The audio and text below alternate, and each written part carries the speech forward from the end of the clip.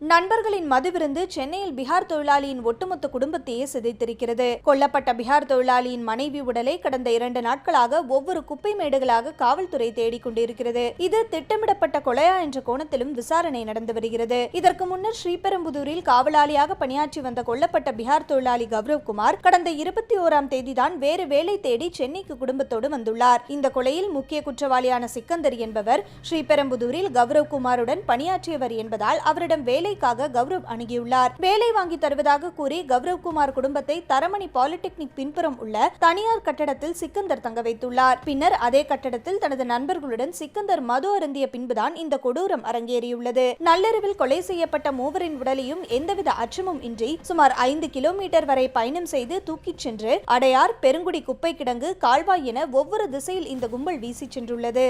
வாக்குமூலத்தில் கௌரவ்குமார் மனைவியை பாலியல் வன்கொடுமை செய்ததாக குற்றவாளிகள் கூறினாலும் உடல் கிடைத்த பின்னரே அதை உறுதி செய்ய முடியும் என காவல்துறையினர் தெரிவிக்கின்றனர். யாருக்கும் சந்தேகம் வராத வகையில் ஆள் நடமாட்டம் இல்லாத பகுதியில் உள்ள கட்டடத்தில் கௌரவ்குமார் குடும்பத்தை சிக்கந்தர் தங்க வைத்ததும், யாருக்கும் சந்தேகம் வராத வகையில் சாக்கு மூட்டையில் உடல்களை குற்றவாளிகள் அப்புறப்படுத்தி இருப்பதும் இது திட்டமிட்டு நடத்தப்பட்ட சம்பவமா என்ற சந்தேகத்தையும் கிளப்பியுள்ளது.